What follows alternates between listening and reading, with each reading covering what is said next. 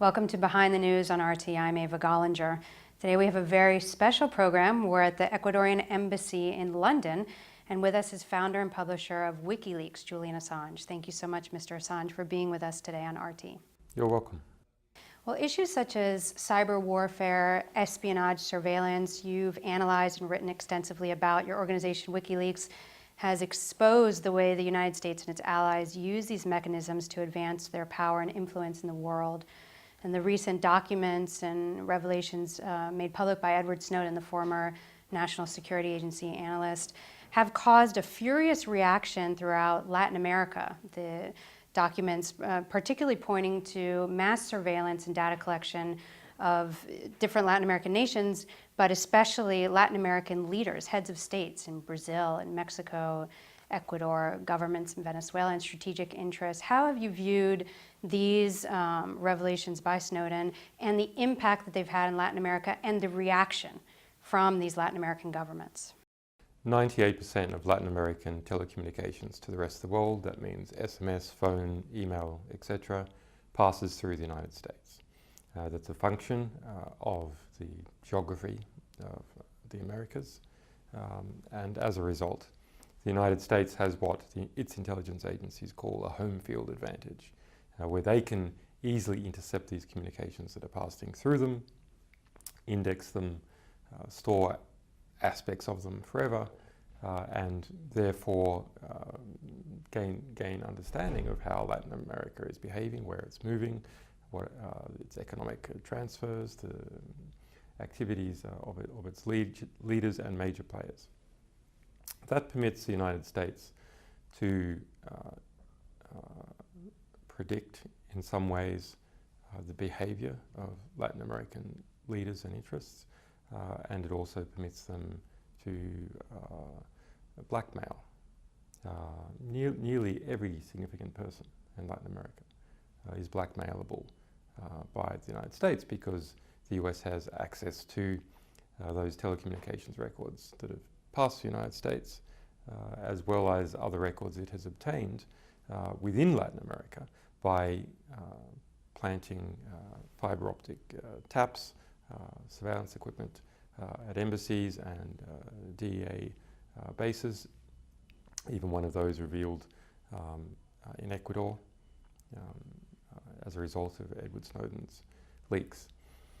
So you have a situation where the United States has mapped out the entire community structure, the relationships between every individual who has any chance of having any influence in Latin America, and is able to shift and play off different parties against one another. Now, you might go, well, if you say that is true, then why did Maduro win the Venezuelan election?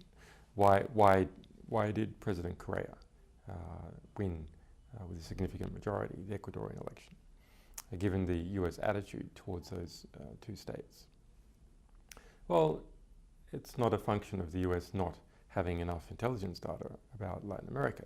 It's a function of the United States taking its eye for around a 10-year period off Latin America and putting its eye on the Middle East and to a degree onto Asia as well.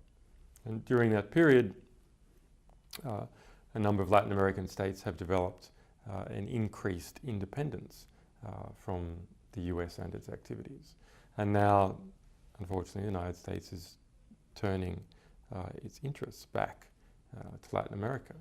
But unlike 10 years ago, it has a worldwide mass surveillance apparatus that affects nearly every single person. Well, the president of Brazil, Dilma Rousseff, recently in her speech before the UN General Assembly had very harsh, strong words for the United States mass espionage program, and particularly for President Barack Obama, who was there in her presence when she gave the speech. And she not only denounced and condemned that espionage as a violation of sovereignty, but she also called for the creation of an independent internet and communications platform within Latin American nations or even internationally that's not subject to US control. Countries like Venezuela have developed fiber optic cables with the Caribbean, with Cuba, exclusively amongst themselves, have also launched satellites, communication satellites, into space to ensure their own communication sovereignty. Is this the solution to protecting them against this type of U.S. invasion and violation through technological sovereignty?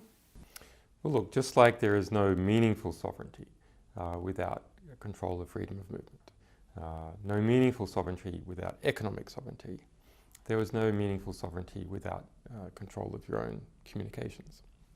It's freedom of movement, freedom of communication, and freedom of economic interaction that defines a state. Now, the United States has been aggressively trying to interdict economic exchange through interception and control of SWIFT and Visa, MasterCard, payments going through Latin America via the Bank of America. But it's also going in to Latin American major computer systems that operate important segments of government and the media and Petrobras in Brazil and other major economic interests, and interfering with the sovereignty of communications. That's what it's about. When is a person or an organization part of one state or another? Well, it's part of a state if that state can control its movements, its economic interchange, or its telecommunications interchange. And the United States is grabbing hold of economic interaction and telecommunications interaction. And so what's left is some degree of control of the physical force in a state. But even that has been eroded. When we look at what happened in the Edward Snowden case, where the US sprayed out extradition requests, Neil McBride, the same national security prosecutor who's prosecuting me behind that, sprayed out extradition requests for Edward Snowden to Venezuela, to Bolivia, to Hong Kong, to Iceland, to Ireland. That was about trying to take advantage of treaty arrangements which force the police and judicial systems of other countries to obey the interests of the United States government. So by subordinating subordinating regulatory or policing systems in treaty arrangements to another government, that third component, to control the use of force, is also given away. And in sort of the academic theory about what is happening there, we call this lawfare, which is using international treaty arrangements and multilateral organizations to get the territorial gains that you would normally get by war instead by law. So when you couple that activity to telecommunications interception and economic interception, then in fact you control the state without invading it. And that's what leaders and policymakers must be aware of in Latin America, that there is no effective sovereignty without sovereignty in the most important parts, economic interaction, telecommunications, and control of police and judicial instruments. But is it possible, knowing also what you know about the U.S. capacity in terms of its technology and its massive reach through surveillance, that in Latin America they can develop sovereign technology that's free from U.S. control? So, well, this idea that Dilma proposed of perhaps setting up an international regulatory commission for the internet. Well, there are some. The US is terrified of the ITU, International Telecommunications Union, taking over regulation of key aspects of the internet. ITU is European dominated, has been for many years. I don't believe that the internet should be dominated by any one region, and to a degree it should not be dominated by governments. I mean, the great liberty of communications for individuals and trade for businesses has come about because of a lack of control by states. When see some of the proposals by Dilma being put forward are not a mechanism to give Brazilians greater freedom from interception. Rather, they are a mechanism to give the Brazilian government equal access to that intercepted information. So we must be quite careful. There's a natural tendency by states, of course, to want to increase their own power. And they're more interested in increasing their domestic power really than they are typically concerned by the United States increasing its power. I want to talk about Google because you've criticized Google extensively and also referred to it as an extension of U.S. foreign policy and power. Those are strong statements to make about a service that's used around the world. And for example, in many Latin American countries, even the highest levels of government have Gmail accounts. So can you elaborate a little bit on why you perceive Google as such a danger to our society and what are the alternatives? I wrote about this here in my book Cypherpunks and some recent articles reviewing the chairman of Google's book, the Digital Age. In that book, it's very clear what is happening. Google is presenting itself to Washington as a geopolitical visionary who can show the United States the way forward in Latin America, in Asia, in Europe, and so on. And that's quite a reactionary piece of work, with back cover praise chosen pre-publication by Henry Kissinger, Madeleine Albright, Tony Blair, Bill Hayden, the former head of the National Security Agency and NSA. The primary acknowledgement is to Henry Kissinger. So where's that coming from? Well, that's coming from a Google that started out in California, part of grad student culture in Stanford University. A pretty nice, naive, wanting to build services that the world would use. But as Google got big, it got close to government. As it tried to enter into foreign markets, it became reliant on the State Department to the degree where the head of Google Ideas is now immediately former advisor of Hillary Clinton and Rice from the State Department. This close nexus and interaction between Google and the State Department is something that we've documented on WikiLeaks, in our Stratfor releases. It's also in the cables meeting between key State Department advisors and aspects of Google. So it wasn't much of a surprise when we learnt that as far back as 2009, Google had palled up with the National Security Agency to enter into the PRISM program. So we can see that Google is now part of Family America. It spends more money now on lobbying in Washington than Lockheed Martin. In the Google book, it even states that what Lockheed Martin was to the 20th century, high-tech companies will be to the 21st. It's a really quite strong form of neo-imperialism. And I don't want to use that phrase as some sort of hackneyed Marxist expression, but that's what it's about, jacking in the entire world into the US economic and informational system. Now, your organization, WikiLeaks, has published hundreds of thousands of documents, many of them from the US government, classified documents, and you've come under heavy fire. The organization has come under attack, yet you continue to publish documents. Is that going to go on? How is WikiLeaks functioning, and are the attacks also continuing? The attacks are continuing. Let's go back to 2010. Pentagon gave a 40-minute public press conference. During that press conference, made a demand to us, the organization, to me personally. We must destroy everything that we had published in relation to the US government, destroy everything we were going to publish, and cease dealing with US military whistleblowers, or else we would be compelled to do so.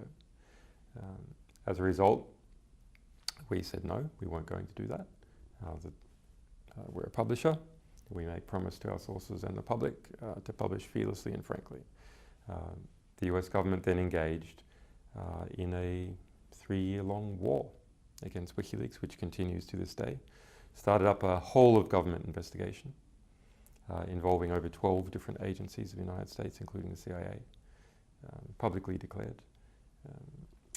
The grand jury into WikiLeaks and that investigation, the Department of Justice admits, as recently as August 23, continues. So the position that we are in is that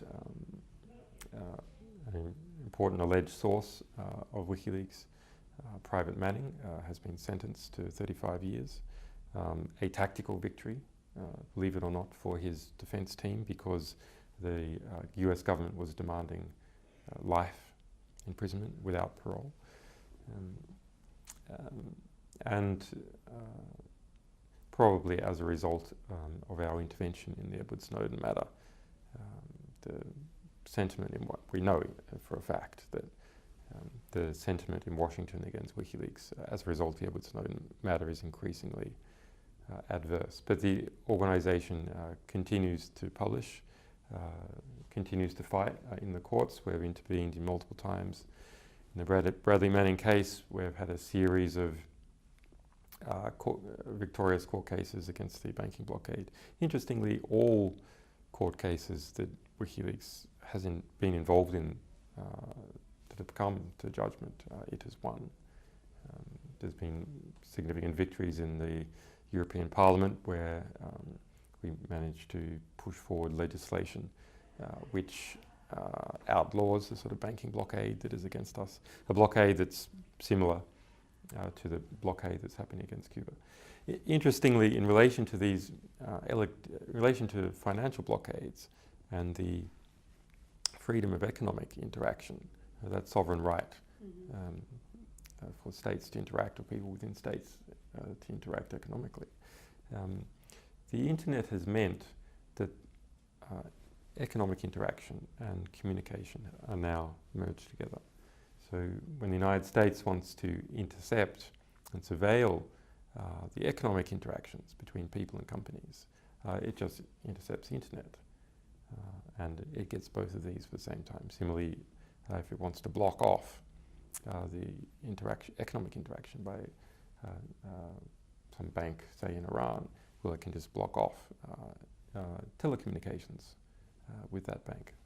Also, I mean, you mentioned Private Manning's case, and in that case, now known as Chelsea Manning, she was accused of espionage for passing documents to a media organization, classified documents, but not to the so-called traditional enemy. So this treatment now of media organizations or journalists as an enemy, is that dangerous in terms of whistleblowers for one, but also the media outlets?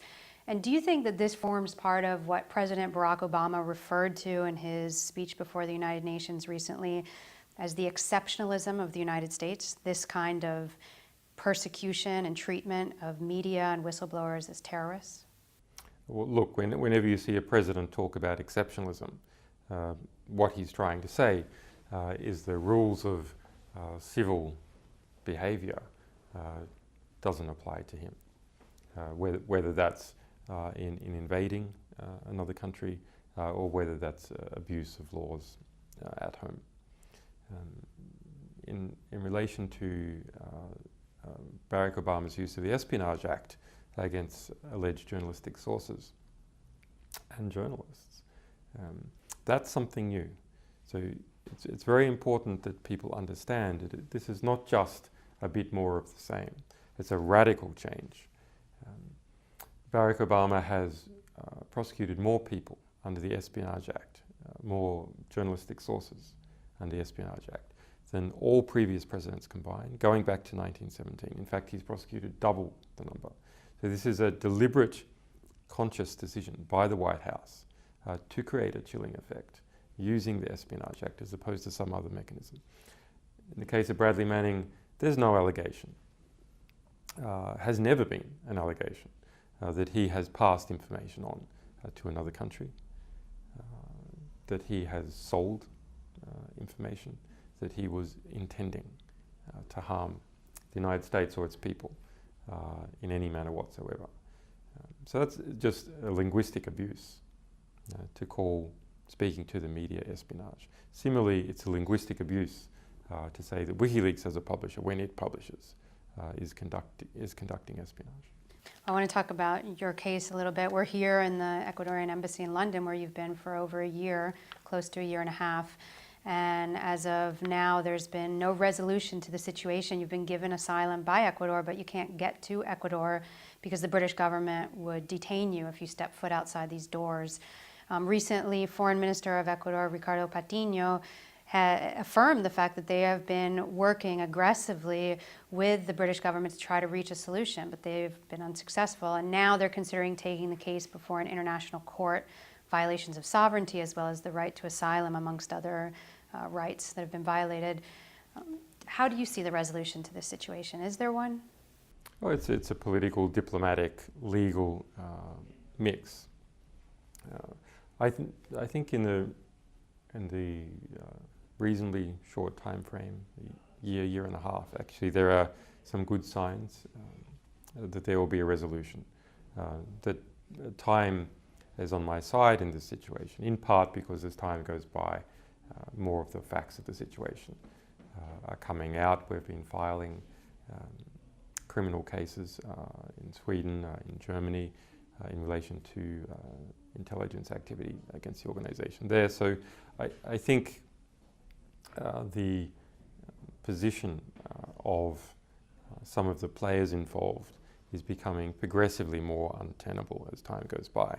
And we have seen, for example, even the Conservative Lord Mayor of London, Boris Johnson, denounce the expenditure of the police outside this embassy, spying on me, and said that those monies, which now amount to more than $10 million, should be spent on frontline policing, what police are meant to do, not ringing this embassy.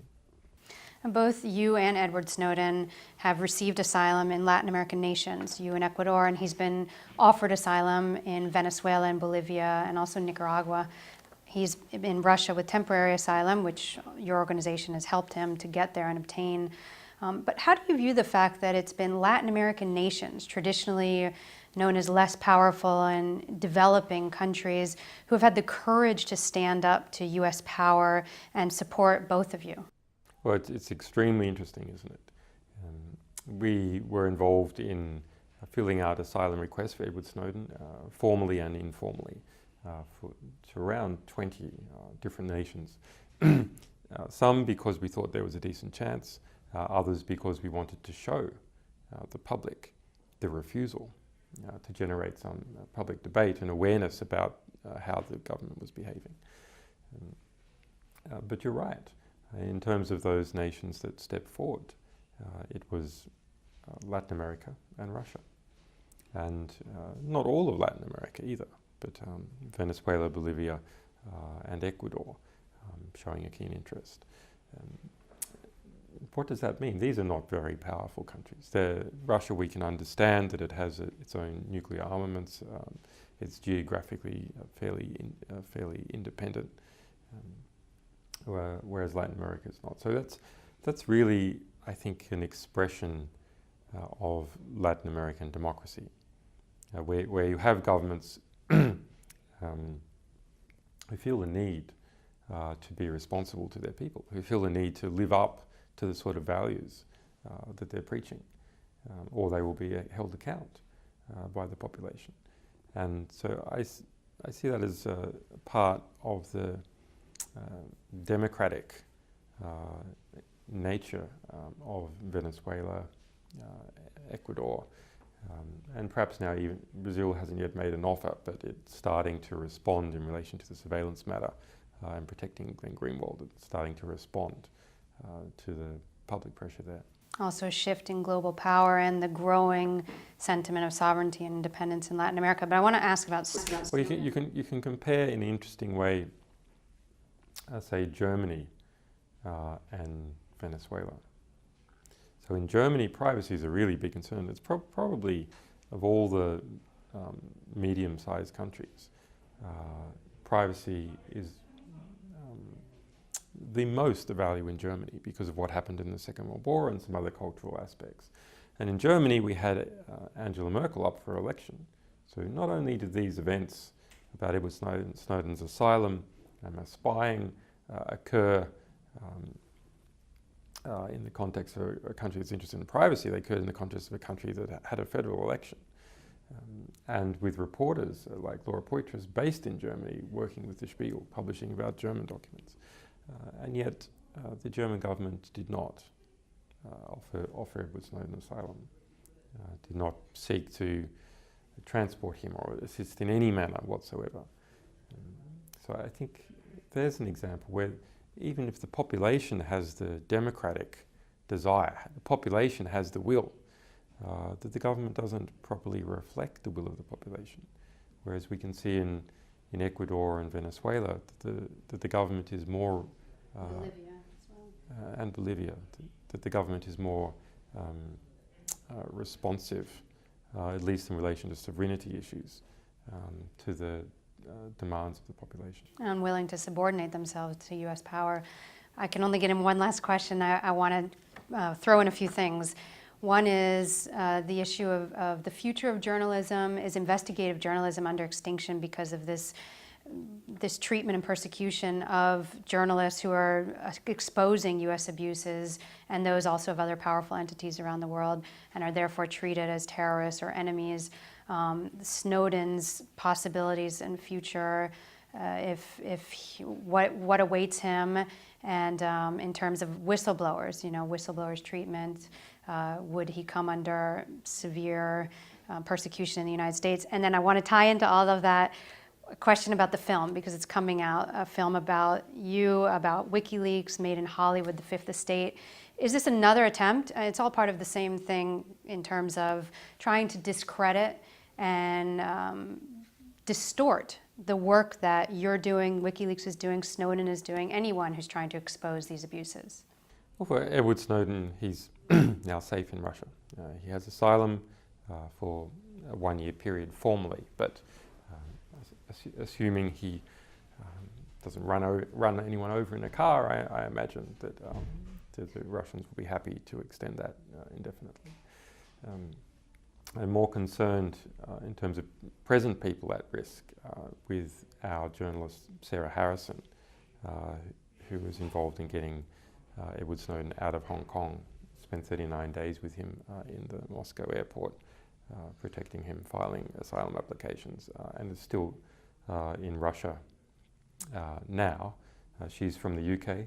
As we know, the Guardian newspaper was raided, Glenn Greenwald's partner detained for 9 hours on the Counterterrorism Act here without charge, and a formal investigation, a formal terrorism investigation has started up in relation to all those people. Well, the head of MI5 also just declared that Edward Snowden's documents have placed the national security in danger. No, just absurd, but also there's a position by the UK which is clearly that they're going after anyone who's had something to do with this matter, probably in order to show to the US that that they feel their pain and they're part of the same club, possibly in relation to GCHQ. So that's a concern for us, what will happen to Sarah Harrison. But I think if we look at a bigger picture, okay, yes, there is some development in the United States and the UK, which is extremely serious. It's obvious to everyone. The rule of law is gradually starting to collapse. The mechanisms of government are lifting off from the population, from the judicial system. The judicial processes are becoming more and more secret. Here, introduction of secret courts, even the Labour Party here, Ed Miliband from the Labour Party, pushing legislation saying that soldiers should not be able to be criticised, adding them to hate speech legislation. This is a sort of proto-fascism. I mean, it's a strong thing to say, but I think that's the correct description. And the United States, yes, that is making people extremely timid. It has made, the Guardian's done some good work here, but it has made the Guardian also very timid in its publications. It has been holding a lot of stories back. It's been extensively redacting. It's been holding documents back. Same in the United States. From the point of view as WikiLeaks as a publisher, of course, we think that's great, that we'll be the only player left in the field. From the point of view of Julian Assange as a free speech activist, I think that's an abomination and extremely concerning. On the other hand, just because you can smell the gunpowder in the air, you can smell the heat of the battle between those people who are revealing information about the crimes of state and war crimes and mass surveillance and so on, and those who are trying to suppress it. It doesn't tell you which side is winning. There's a serious conflict going on between a growing national security system in the West and those people who are trying to expose what that system is doing. That's for sure. Which one of these two groups is winning is not clear. We actually have some pretty important wins under our belt, as well as seeing many journalists surveilled and prosecuted. The film? Okay, so the film, Fifth Estate, is, actually you introduced it already. Do you believe it's an attempt to discredit you and your organization? I don't sort of look at things that way. This film comes from Hollywood. I know the books that it was based on. The books definitely were an attempt to do precisely that. DreamWorks has picked the two most discredited or libelous books out of the dozens or so books that were available for it to pick. But it's coming out of a particular milieu within Hollywood, and that constrains, it seems, what scripts can be written and what things will get distribution. I don't know if that was the intent of the filmmakers. It's certainly the result. But it's been doing quite poorly in the reviews. I think the information that we've published about it will be pretty successful in knocking out any view that is an accurate history. It's interesting to see that in the Americas, Disney, who's responsible for the distribution there, has been putting up posters of me with the word traitor emblazoned across my face. A laughable concept because I'm an Australian. I couldn't even be a traitor in theory to the United States. I mean, it's a type of it's a type of libel. I think ultimately people are starting to become immune to those sorts of attacks. There's been so many as time has gone by, and people who've been watching the WikiLeaks saga have seen many of these attacks and then seen that they've come out not to be true. So I think our base is not going to be affected by the film. Very important work you've been doing, and it's opened a great debate around the world. Unfortunately, we have to leave it here, but thank you so much, Mr. Assange, for being with us today on RT. You're welcome.